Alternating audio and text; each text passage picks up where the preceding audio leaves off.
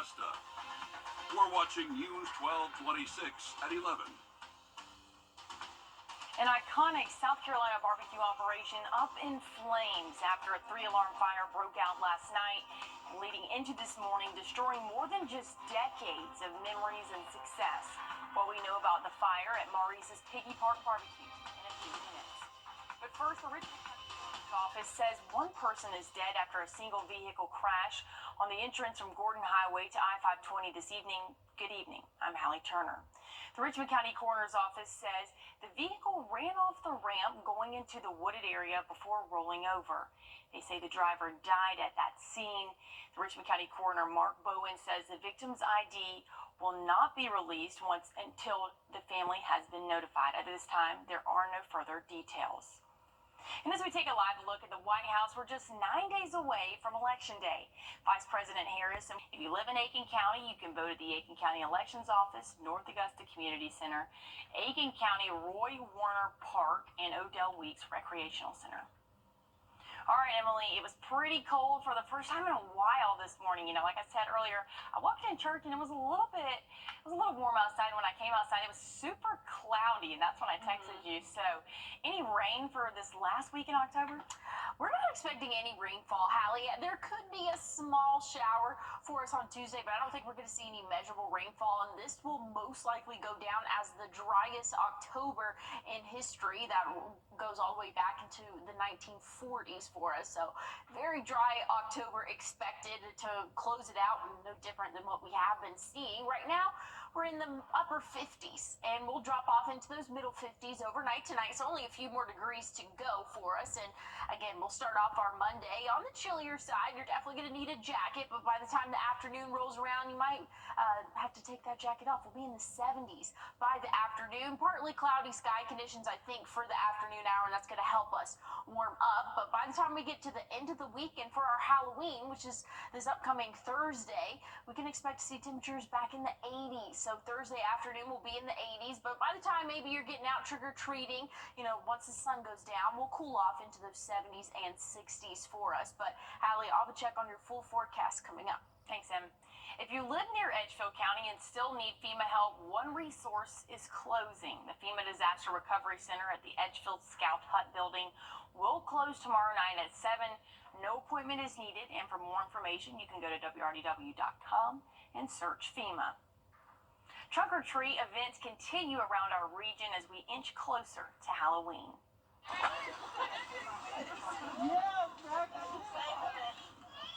Today, our crews were out at the South Aiken Presbyterian Church. From the candy to decked out cars and some with juggling talents, the fun continues. This is just one of the several events running through Halloween. So if you missed out, don't worry. You can scan the flow code at the left hand of your screen to see a list of more events for candy this week. And I'll have a look at your full forecast coming up just after the break. First Alert Team, the best in Georgia. First Alert Radar, powered by Jim Hudson Automotive Group. All right, Em, again, it was cloudy today, a little bit on the cold side. What do we have coming up for this next week? Well, we can expect our Monday and Tuesday to pretty much be similar, I guess, not the exact same, but similar to what we saw today. We'll slowly but surely warm up. By the time we get to the end of the week, we'll be in those 80s, so a big warm up in store for us. Right now, conditions are calm and a little bit on the cooler side. 59 current temperature, feels like 59, and we'll drop off a few more degrees overnight tonight. I think our average overnight low is going to be in the middle 50s for us. So sitting a little bit on the chillier side, but hey, not as cold as what we normally see, which is 48 for this time of year. We're seeing a little bit of cloud cover out there, but no rainfall for us, and not expecting to see any rainfall as we go throughout the next 7 days. And I say that there could be an isolated shower Tuesday. I'll show you that in just a second. But starting off Monday, could be partly cloudy in those middle 50s, warming up into the 70s by the afternoon. I think we'll hit around 70, maybe 71, 72 for us. So a little bit warmer than what we saw today. Now Tuesday, starting off the day, clear, sunny, in the 50s, and then we could see an isolated shower possible, but again, very low chance at that. I don't think it's going to be any measurable rainfall for our area, so I think that dry streak will continue throughout the end of October. Wednesday starting off in the 50s as well, warming up into the 80s by the afternoon though, so definitely a lot warmer by the time we get to the middle of the week. The middle end of the week into the weekend and even next week is trending warmer for us. Here's a look from the Climate Prediction Center, forecasted to be another warm week for us next week. So if you're enjoying a little bit warmer temperatures, that's what we can expect to see for the next couple of days. Tomorrow, your dog walking forecast shouldn't be too bad to get out there. 73. Again, going to be around that average high temperature for us. Just really depends on how much those clouds break up in the afternoon. We'll be in the 80s by midweek. Halloween trending warmer with 82. Just know once the kiddos are getting out trick-or-treating, those temperatures are definitely going to cool off a little bit for us. So good news is after sunset, we'll see those 60s and then eventually 50s late overnight. And don't forget to set your clocks back next week. It's already that time of year again. We're going to set our clocks back next Sunday morning. Temperatures are still going to be, though, in the lower 80s, upper 70s as we end out our weekend next weekend, but still trending a little bit warmer for this time of year, Hallie. Perfect. Thanks, Emily. It's time to check the weekend box office. David Daniel has the early estimates for the top 5 films in theaters. I ran you over.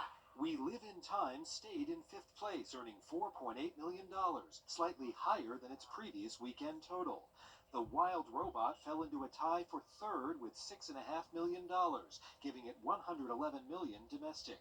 The other film in 3rd place, Conclave, the Vatican drama starring Ralph Fiennes, made $6.5 million in its debut. Hello? Smile 2 lost the top spot, collecting $9.4 million in its sophomore weekend. Formax, official fun. How fast do you think you can get that thing to go without killing it? Only one way to find out. Venom: The Last Dance, the 3rd and supposedly final film in the franchise, opened at number 1 with $51 million, by far the weakest debut of the trilogy.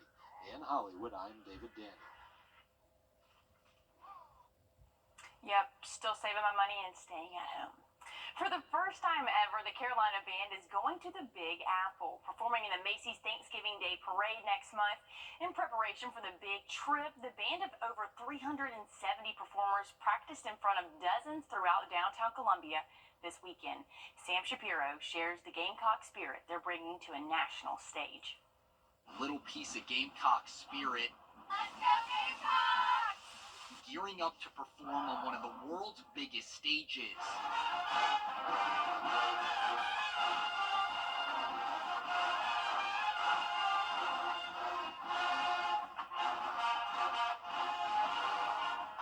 Carolina Band will be performing in the Macy's Thanksgiving Day Parade for the first time.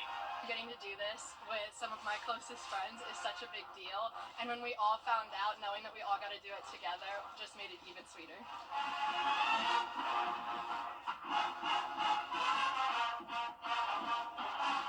Performing at one of the marquee events of the year this November, something many seniors say will be a once-in-a-lifetime experience. This is such a special opportunity, and this is actually my senior year, so I'm just so thankful for the opportunity to end my senior year with performing at Macy's. It's like going out with a final bang, but I'm also so grateful for this opportunity. Band directors Jay Jacobs and Quintus Wrighton were happy with Saturday's practice run that went through downtown Columbia, giving the Soda City a preview of the spirit they're bringing to the Big Apple. We cannot wait to go to New York City in front of the cameras and millions of people in New York and around the world and bring them a piece of what South Carolina as a state is all about, and the University of South Carolina as a flagship university. We can't wait to show what we have down here and share our experience with millions of people everywhere. This is not a small feat. It's a large machine, a lot of moving parts, and to move a group like this thousands of miles up to New York City takes a lot of support. So we're grateful to the greater Carolina community for their support. It makes it happen. Now, some of the band members returning in 2025 hope the band will return back to New York again in the near future. All right, the NFL regular season is just about halfway through. Coming up in sports, Joseph Doreen shows you how things are looking for Atlanta and Carolina. And as we head to break,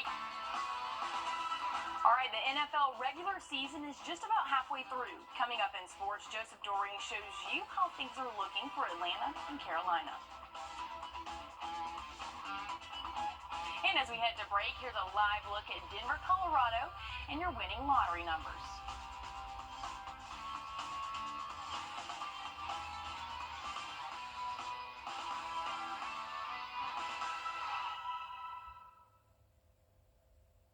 It's the Well, we continued our streak of no rainfall for the month of October, and we can expect that to continue. I'll have a final look on your forecast, including your holiday forecast, coming up. I work. Find your perfect sofa.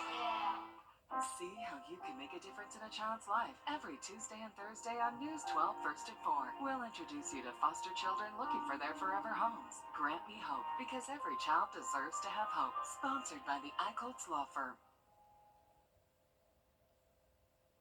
All right, a Timothy Chalamet look-alike competition drew hundreds of spectators in Washington Square Park today, including the actor himself, who showed up unexpectedly to meet some of those twinning with him. The winner was a college student from Staten Island who arrived in a purple Willy Wonka outfit. The event was organized by a YouTuber, but was not officially allowed to happen. Right after it began, police issued a dispersal order and giving the organizers a $500 fine, Emily. That's kind of crazy. Yeah, I guess, I don't know. It looks like it was fun, and hey, somebody won, but yeah, I had to pay a fine, I guess. But Well, it's all worth it for the fun. I guess. There you go. Want to look at the forecast one last time before we go. We're going to slowly but surely warm up. By the middle of the week, we'll see the 80s again. And then for your Halloween, going to have high temperature right around 82. Overnight, though, we'll cool off into those 50s. That's going to be pretty consistent throughout the next 7 days. Once we get into Saturday, Sunday, still in those 80s there. We'll set our clocks back for us. And looks like next Sunday, again, it's still going to be cruising in those upper 70s, low 80s. And that trend's going to continue for the next week. So the start of November still looking pretty warm out there for us. All right, that's our time. Thank you for yours. We'll catch you right back here in just a couple of hours for News 12 with Nick Proto and Ashley Campbell.